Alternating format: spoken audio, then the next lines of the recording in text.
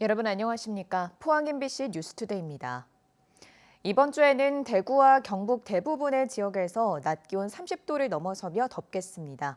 당분간 체감 온도도 높아 온열 질환에 유의하셔야겠습니다. 자세한 날씨 박민재 기상캐스터가 전해드립니다.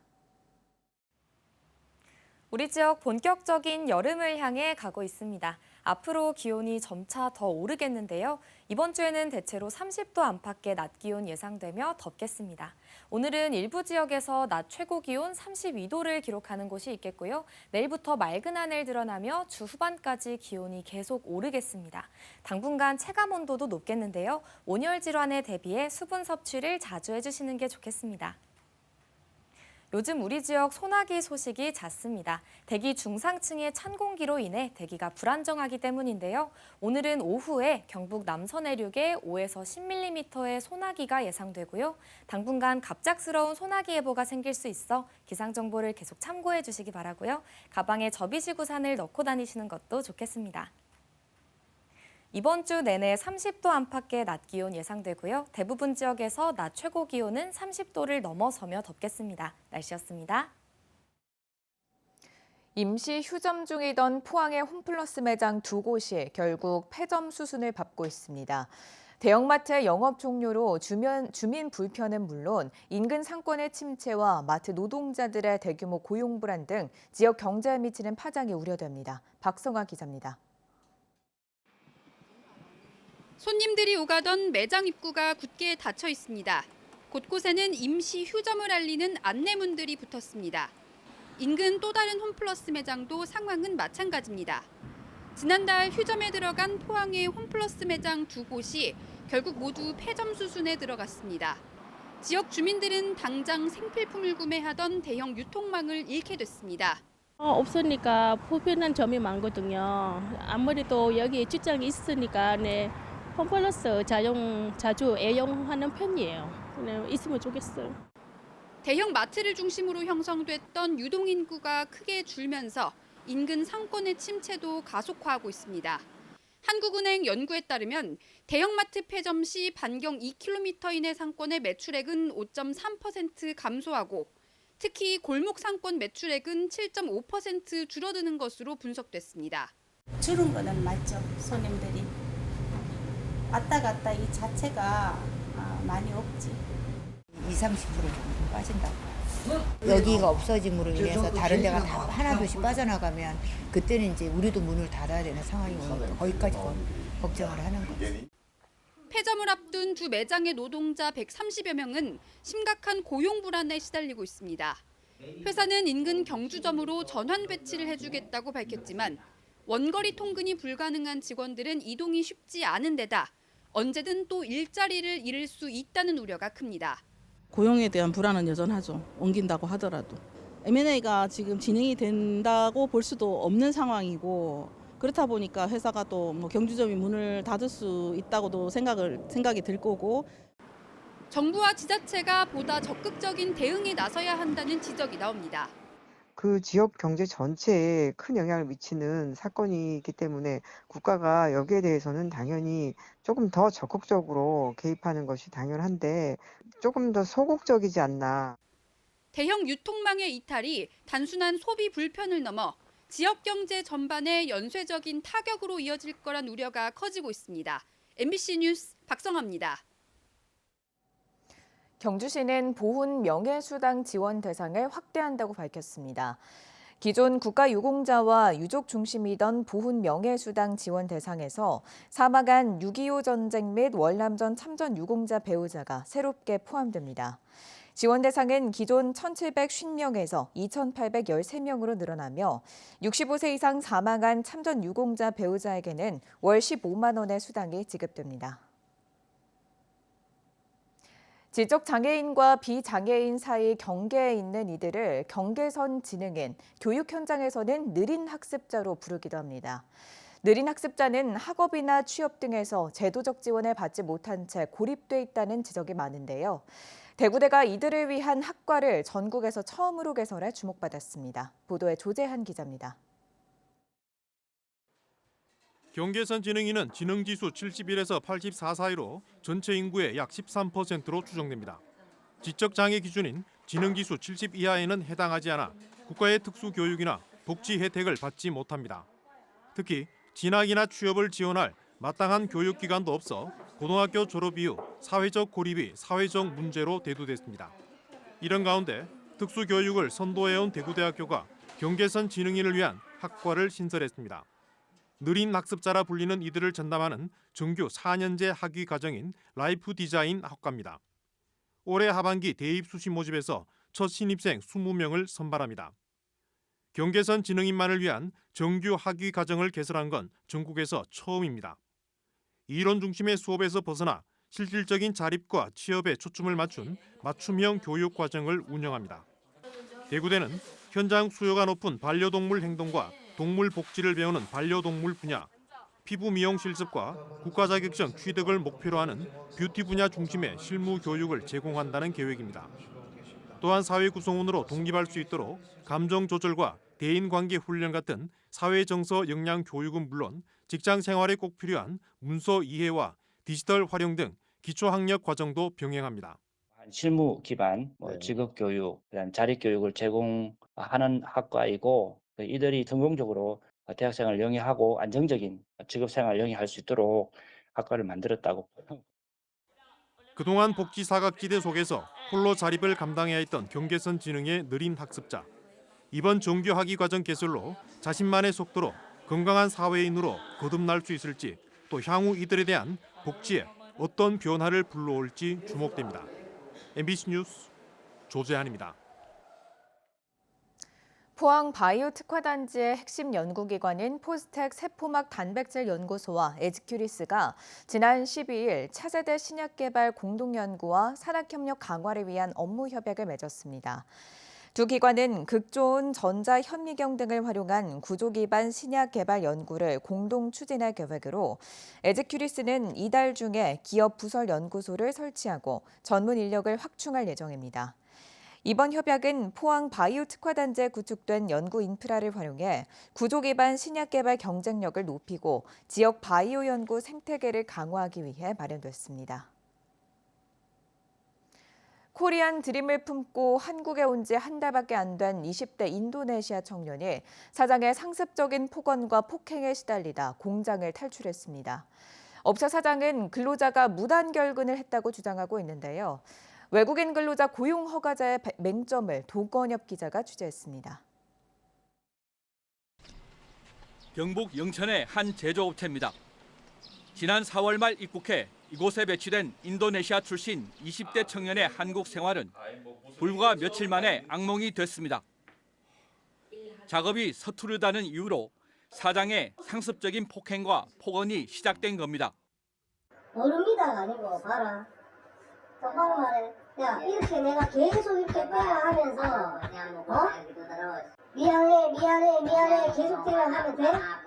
모릅니다가 아니고 야 미안해 다음부터 절대 이렇게 안 만들어. 이게 맞아. 야. 공장 안 CCTV 감시 속에 하루 11시간을 일했습니다. 사장의 지게차 작업을 돕다 오른쪽 엄지손가락이 끼어 으스러지는 사고도 당했지만 말했다가 또 맞을까 봐 병원조차 가지 못했습니다. 다친 것보다 더 두려웠던 건 도구까지 동원된 일상적인 가혹 행위였습니다. 기계, 그리고 사장님이 용접기, 꽝 해요. 여기 머리. 용접기로 머리를 때렸다만.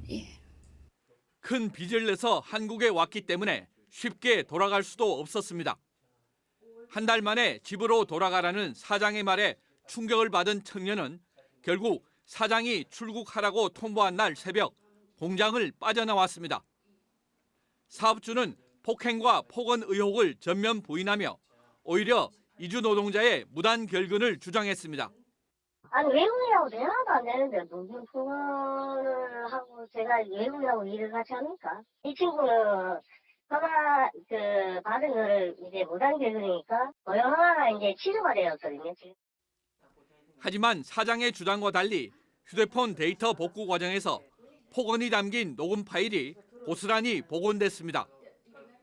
다행히 일터를 옮길 수 있게 됐지만 귀책 사유가 없는 이주 노동자가 오히려 소중한 이직 기회 한 번을 날리게 됐습니다. 피해 증명 책임이 노동자에게 전가되는 현행 제도의 맹점 때문입니다. 예를 들면 회사가 폐업을 한다거나 휴업을 한다거나 그러니까 피해자가 자기 스스로 증명을 해서 임금 체불이나 폭행을 당했을 때만 이동할 수 있고 그 외에는 회사를 그만두거나 이동하지 못하도록 해놓은 게 고용허가제의 가장 큰 문제점이라고 할 수 있습니다. 이주 노동자 지원단체는 대구 고용노동청에 해당 업체에 대한 근로감독과 사업주 처벌을 요구했습니다. MBC 뉴스 도건협입니다. 배달 라이더와 택배기사 등 도급제 근로자에 대한 최저임금 적용이 결국 불발됐습니다. 최저임금위원회는 지난 11일 정부 세종청사에서 제5차 전원회의를 열고 도급제 근로자의 최저임금 별도 적용 여부를 표결에 붙였으나 찬성 11표, 반대 15표, 무효 1표로 부결됐다고 밝혔습니다. 이에 따라 도급제 근로자에 대한 최저임금 별도 적용 논의는 내년으로 미뤄지게 됐습니다. 이에 대해 민주노총은 성명을 내고 이번 결정은 특수교육과 플랫폼 노동자 등 가장 열악한 노동자들의 현실을 외면한 처사라고 비판했습니다. 지방선거 직후 경북도의회 일부 상임위원회가 임기 종료를 앞두고 연찬회를 진행해 비판이 나오고 있습니다. 교육위원회는 지난 11일부터 제주도에서 2박 3일 일정으로 연찬회를 진행했고 농수산위원회도 충남 부여와 보령에서 일정을 진행했습니다. 도의회 임기 종료가 얼마 남지 않은 상황이어서 일각에서는 사실상 임기 말 졸업여행이 아니냐는 지적이 일고 있습니다.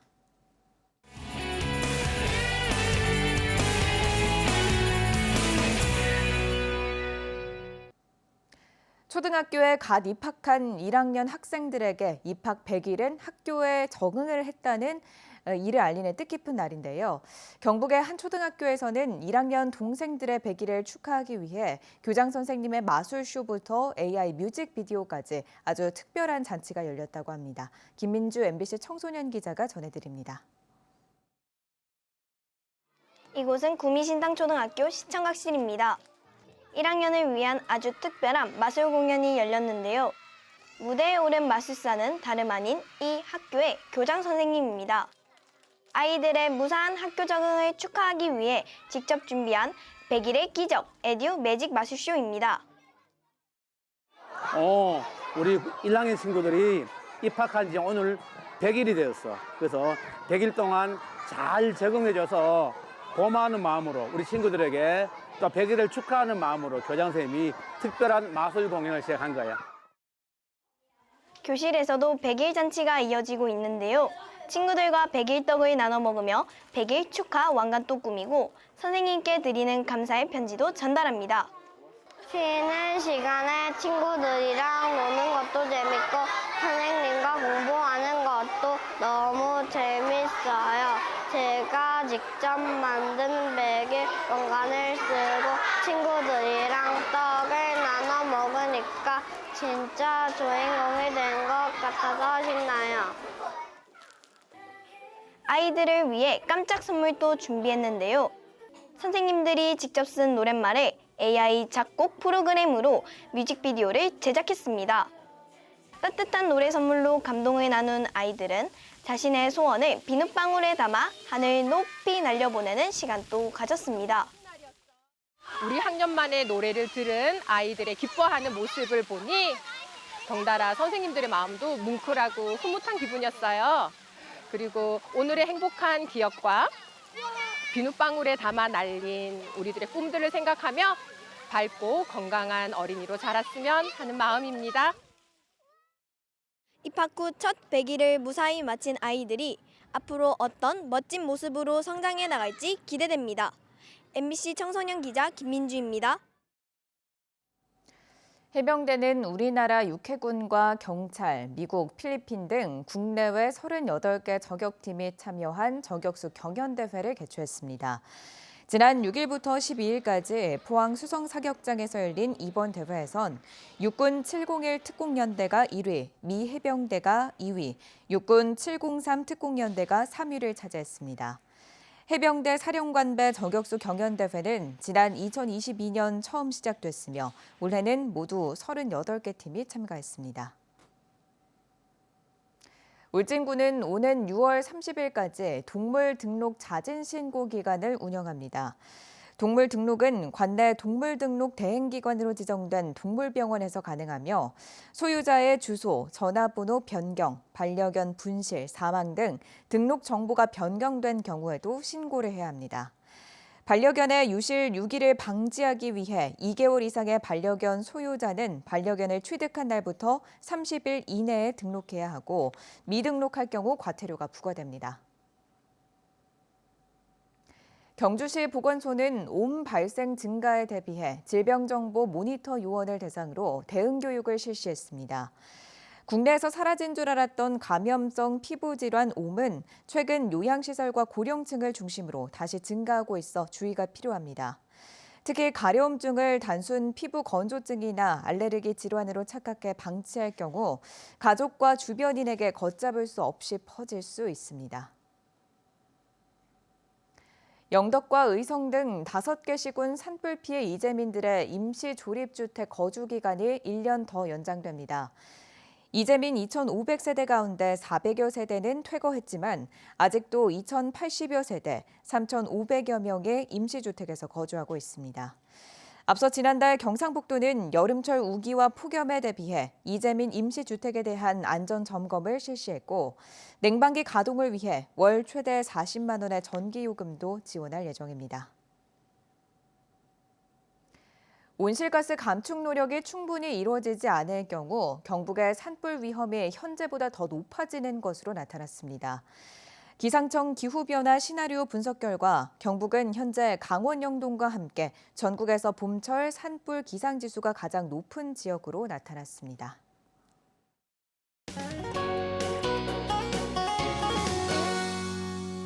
우리 지역 본격적인 여름을 향해 가고 있습니다. 앞으로 기온이 점차 더 오르겠는데요. 이번 주에는 대체로 30도 안팎의 낮 기온 예상되며 덥겠습니다. 오늘은 일부 지역에서 낮 최고 기온 32도를 기록하는 곳이 있겠고요. 내일부터 맑은 하늘 드러나며 주 후반까지 기온이 계속 오르겠습니다. 당분간 체감 온도도 높겠는데요. 온열 질환에 대비해 수분 섭취를 자주 해주시는 게 좋겠습니다. 요즘 우리 지역 소나기 소식이 잦습니다. 대기 중상층의 찬 공기로 인해 대기가 불안정하기 때문인데요. 오늘은 오후에 경북 남서 내륙에 5에서 10mm의 소나기가 예상됩니다.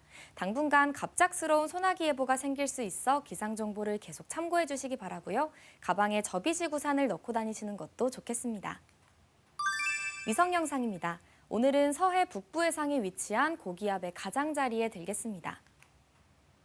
자세한 지역별 날씨 보시면 오늘 우리 지역 구름 많다가 맑아지겠고요. 미세먼지는 좋음 수준 보이고 있습니다. 바다의 물결은 0.5m에서 최고 2m로 약간 높게 일겠습니다.